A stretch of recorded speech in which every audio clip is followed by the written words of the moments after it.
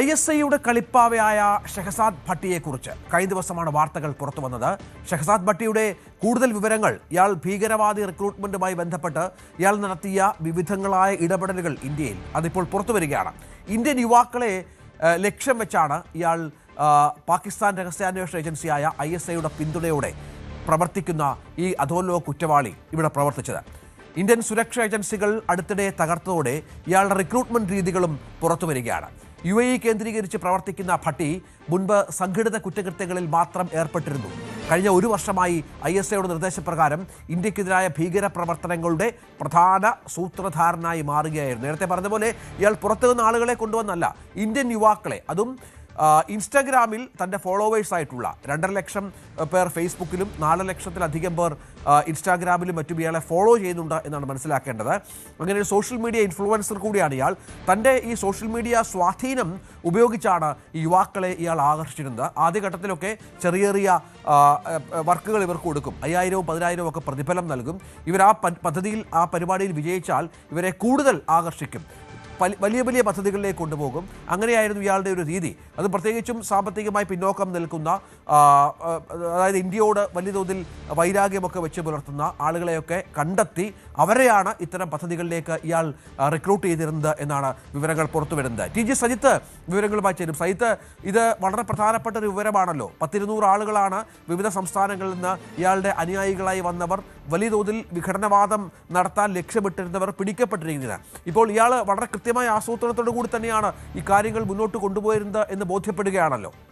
തീർച്ചയായും രഞ്ജിത്ത്, ഈ അറസ്റ്റ് അതല്ലെങ്കിൽ ഈ കണ്ടെത്തൽ നമുക്ക് നൽകുന്ന സൂചനകൾ, ഉണ്ടാക്കുന്ന വെല്ലുവിളികൾ ചെറുതല്ല. കാരണം രാജ്യങ്ങൾ തമ്മിൽ യുദ്ധതന്ത്രങ്ങൾ മാറുകയാണ്, പുതിയ പുതിയ രീതികൾ കടന്നു വരികയാണ്.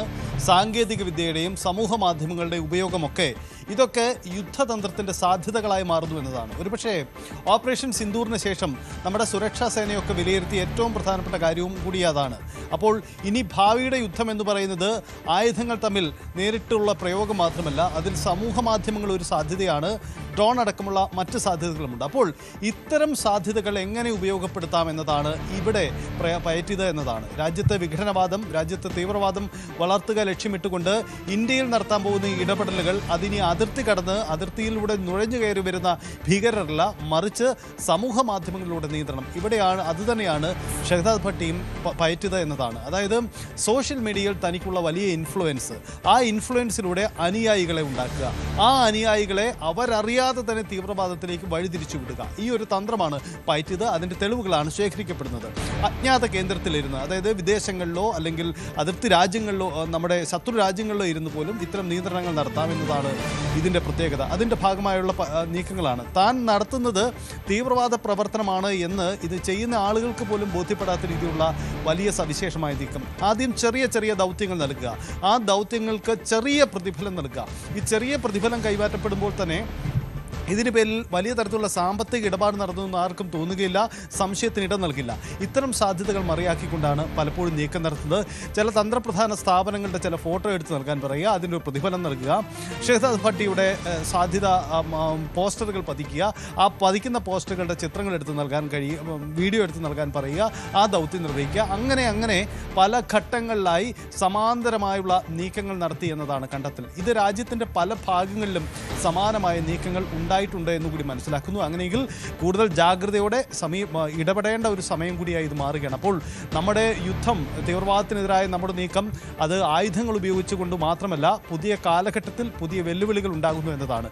CCTVകൾ സ്ഥാപിക്കുക, അതായത് IP സംവിധാനങ്ങൾ ഉപയോഗിച്ചുകൊണ്ടുള്ള CCTV തന്ത്രപ്രധാനമായ ഇടങ്ങളിൽ സ്ഥാപിക്കുക, അതിൻ്റെ നിരീക്ഷണം, അതിൻ്റെ നിയന്ത്രണം വിദേശ രാജ്യങ്ങളിൽ ഇരുന്ന് നിയന്ത്രിക്കുക, ഇങ്ങനെയുള്ള പല സാധ്യതകളും, അതായത് തീവ്രവാദികൾക്ക്, തീവ്രവാദ ലക്ഷ്യമുള്ളവർക്ക് ശത്രു രാജ്യത്തിലേക്ക്, ഒരുപക്ഷെ ഇന്ത്യയിലേക്ക് കടന്നു വരാതെ പോലും അത് സാധ്യമാവുന്ന രീതിയിലുള്ള പുതിയ നീക്കങ്ങൾ നടക്കുന്നു എന്നതാണ് ഇവിടെ പയറ്റപ്പെട്ടത്. അതാണ് ഇപ്പോൾ കണ്ടെത്തപ്പെട്ടത്. അതുകൊണ്ട് കൂടുതൽ ജാഗ്രത വേണം. നമ്മുടെ സമൂഹത്തിലേക്ക് ചേർന്നുകൊണ്ട് പ്രവർത്തിക്കാനുള്ള നീക്കമുണ്ടാവണം.